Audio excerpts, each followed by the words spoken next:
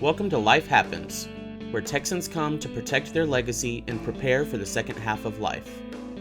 Join your host, attorney Kim Hegwood of Your Legacy Legal Care, and our weekly guest as we navigate the challenges that emerge as life happens. Now here's your host, Kim Hegwood. Good morning and welcome to Life Happens with me, Kim Hegwood, and our very special guest today is Melissa Bernstein. Good morning. Good morning. And we're going to talk about something that, is dear to all our hearts, but especially mine. We're going to talk about food today. And Food. yes, food. So I have my favorites. I have the things that I really, really enjoy. And the only thing I'm missing in life is someone cooking. And so that's my next goal, to have somebody that just comes in and makes sure I get fed regularly. But we're going to talk about, food, caregiving, and purposeful connection because, we're all here to help our seniors and do the things to make their lives easier. So what inspired you to create a cookbook specifically for caregivers, and how does that differ from traditional cookbooks? Well, I am an occupational therapist by background and did clinical practice for many years, worked in long-term care and home care, and have always worked with seniors, as well as I did some pediatric stint with pediatrics as well, which is kind of like a senior as well, not too much different. And I had been doing a lot of healthcare consulting, and I consult with a group for memory care facilities in Florida.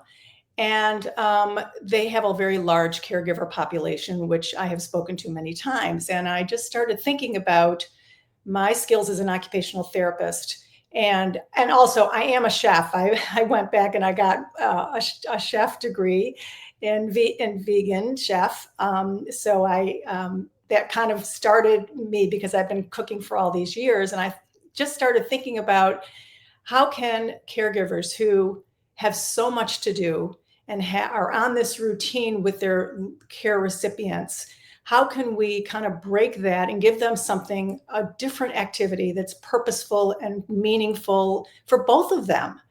And so I did this presentation with a friend of mine who has Parkinson's, and we did basically a cooking class together.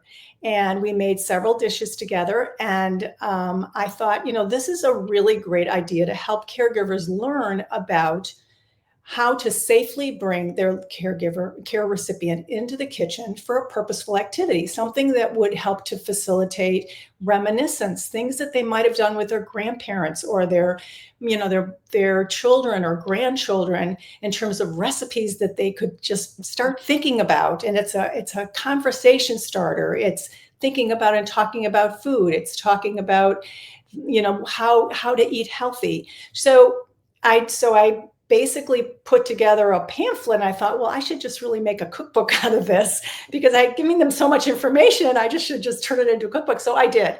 And it has information in the front that talks about how to safely do that, the do's and don'ts, some other types of adaptive equipment that could be used. So it was my way of kind of getting back to my roots as an OT, because we're all about activities of daily living, and are we able to be functional in those daily livings no matter what happens to us through our lifespan. So whether we have some sort of injury or we have some sort of memory issues, whatever it is, being functional and being a part of what we do on a daily basis is really important. So that's kind of how the cookbook kind of sprouted, if you will.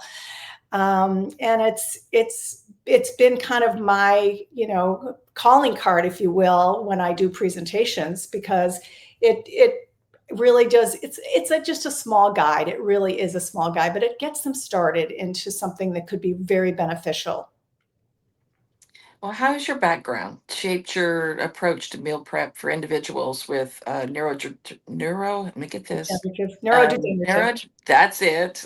And I was like, oh, those long words I practiced and everything, So, how do you think it helps? Because I noticed you were talking about, prepping, doing a meal with someone who has Parkinson's, and so Yes. I'm assuming that's similar. Uh, Yes.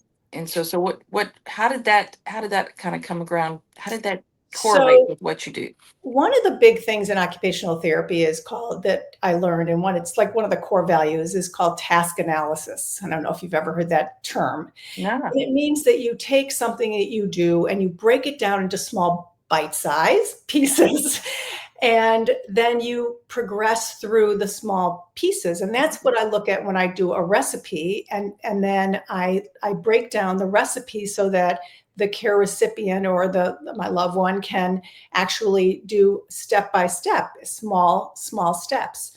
So as an OT, utilizing, activity analysis is the way that any activity in the kitchen, whether it's setting the table, whether it's, starting this opening the refrigerator, getting the product, everything has steps to it. So if they break it down to the level in which the care recipient can handle it, then they're going to be successful. And I developed a activities analysis sheet that's in the cookbook, actually, that it's just kind of a quick checklist. How is their hand control? How is their balance? How is their attention span? Are they able to, how they're able to sit? How long are they able to stand? What is their cognitive level? Are they able to understand 1 or 2 step directions? Do they need cueing? It just kind of goes through some things to think about when they're bringing their loved one into the kitchen. So all of that is my OT background, really. And that's what helps to kind of make the foundation for this cookbook. So your Power of 5 test Yes. kitchen, really emphasizes engagement. And Yes. so I'm assuming that's how caregivers can safely involve their loved ones in the cooking process. So no matter what their abilities are, whether they're physical or cognitive, it really kind of helps walk them through, because that's what I'm hearing. Yes. So in the back of the book, as I mentioned, there is, and I can just open it real quick. Here's the cookbook. I can show you what it looks like. And in the back, there's some adaptive equipment that could be used. And this checklist looks like this. It's pretty easy to go through. I don't know if that's. Yeah, I can see it great. Okay. So, and that's where I would start with, for a caregiver to start, is just to understand what they can and cannot do.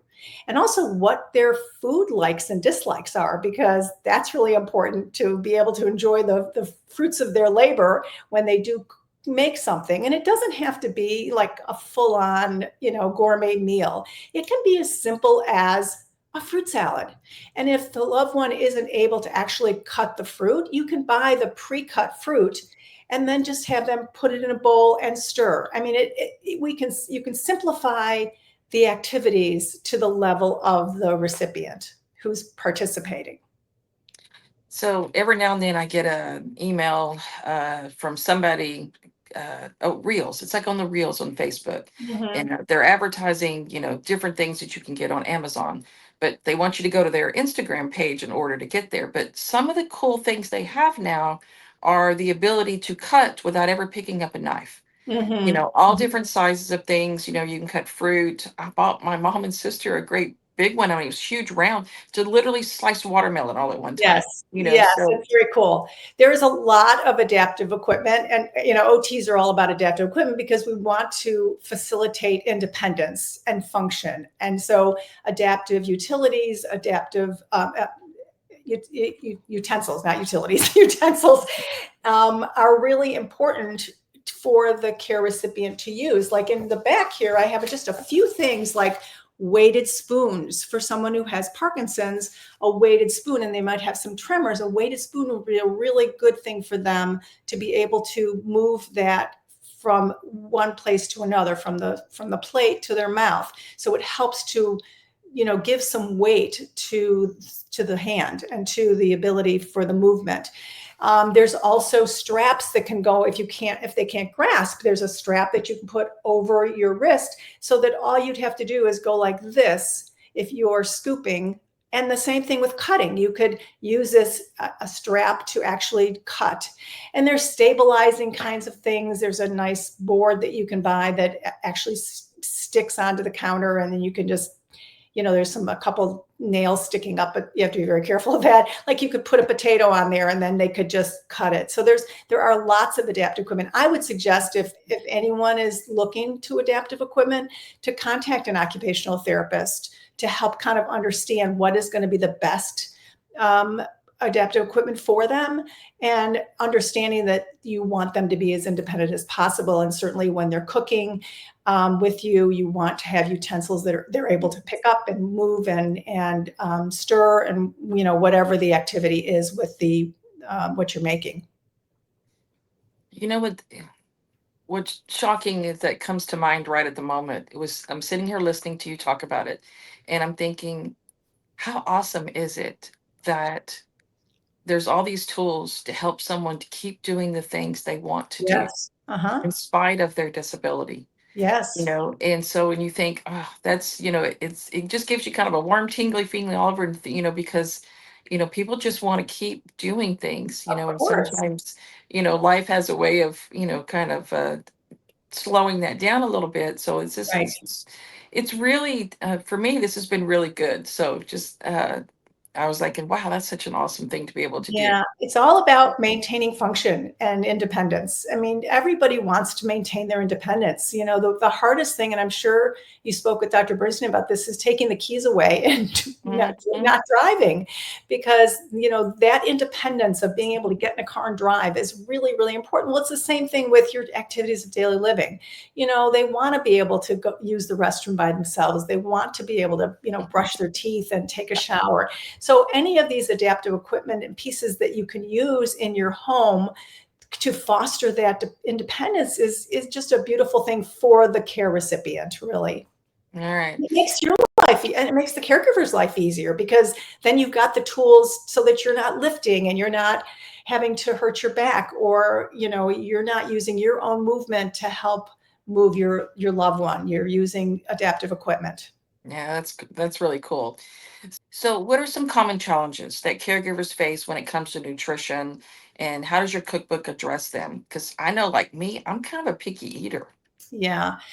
Well, it really is a challenge with those with neurodegenerative disorders, because as they age, they lose a lot of their taste and their smell, especially Parkinson's. And so you have to adapt what you're cooking for their tastes. And you also want to make sure that it's a high protein, low carbohydrate, fresh vegetables, fresh fruit, so that is kind of the diet that is really the most beneficial for those with neurodegenerative disorders. So, and also you probably heard that there's a tendency for them to want to eat candy and sweets, right? So in my cookbook, I have some alternatives for using sugar. I have some alternatives for, and you can keep it as fresh as possible. And I encourage caregivers to really think about the food and what's in the food, because really the food is medicine, and it is their medicine, even though their taste buds aren't quite as what they used to be. You have to kind of adapt, like maybe using some additional spices in the food to kind of bring the taste up. So that I do talk about the spices and the medicinal benefits of using spices in your food. And also, and you can try to, if you don't know what spices your loved one likes, you can make a big batch of white rice and make little cups of white rice, and then pour the spices on one little cup and have them taste it and see if they like it, see what they taste. And just go like step by step to make little cups, and then bring different spices in. And then those are spices, if they like them and they can taste them, then that would be something good to add to their foods. So, what were the other? I'm just trying to make sure I answered the question. So that's a big challenge. And then just smaller portions might be more beneficial more frequently throughout the day. And just encouraging that they get the nutrition that they need. Oftentimes you may have to have a supplemental, like a shake or something of that nature.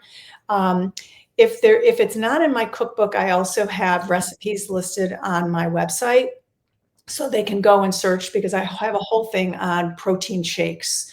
I did a whole blog on protein shakes, and protein shakes are a really good way to add protein to someone who maybe not as chewing and swallowing at the best that they used to. So if they have a swallowing issue or they have a chewing issue, they may need to have a thicker type of liquid. So if you make a shake, you have to kind of make sure that it's thick enough that they're not going to choke. So that's kind of and that's something a speech language pathologist would also be as partners with an OT to kind of help with the oral motor feeding kinds of things. So how do you see food as a tool, not just for nourishment, but kind of that emotional connection and dignity Yeah. of caregiving? As I said, food is really powerful, and it helps to connect our minds and our bodies together. I mean, how many times do we eat something, we go, oh, I remember when I was little, or I remember, it takes you back to a place. I was with my grandchildren, and we were eating, I can't remember what exactly we were eating. We were eating a big salad with all kinds of things in it. And I said, I remember when I was a little girl, my grandmother, and I'm telling that my grandchildren this, my grandmother used to put, this kind of food, this kind of spice in a salad. And they were like, salad, Grammy, So it brings back memories, and sharing those memories with, your grandchildren and your children. But this is the same way as food. When you bring food, making a recipe that they might have made with their family, that can facilitate reminiscence. So you want to have conversation starters when you're in the kitchen, so that you can, enjoy cooking, but talking through it. Like, do you remember when you used to, eat spaghetti with your grandmother? Or do you remember the meatballs that she used to make, or something, so you can engage in conversation with them. So you're not only feeding your soul and eating, but you're also facilitating their memory, because it can really help to bring memories back to life when you're cooking, and when you're going through the process of cooking, especially when it's a recipe that they're aware of and they know about. And that's a really important thing, to do something that they like, and make something that they like, and make something that might facilitate some memories. And also, I love to bring music into the kitchen. And if it's not too distracting for the care recipient, then, by all means, find out what kind of music they like. And usually it's kind of 20 years from when they're young. So you add 20 years, and that's kind of the music that they're used to listening to. So it might be, Frank Sinatra. It might be even further back than that. So, that kind of music can also facilitate. And even if you just take a break, maybe dance around the kitchen. You can even add a little dancing to it if you feel like, that's something that they might enjoy doing. So, you're really reaching out to all of your senses when you are cooking, not only taste, but your cognitive abilities, your sense of sound, and, movement. So if a caregiver is feeling overwhelmed, what's one simple recipe or kitchen activity from your book that you would recommend to kind of reconnect them with their loved one? I would say probably, I think it depends on the loved one, and maybe choosing something that they really like. That would kind of connect. If they really enjoy fruit salad, I'm just using the fruit salad as an example. If they really like a fruit salad, or they like to eat a tuna fish sandwich, then do something that they like to, and then talk about it. Connect about this tuna fish sandwich that they, love to make, or they made for their children or their grandchildren.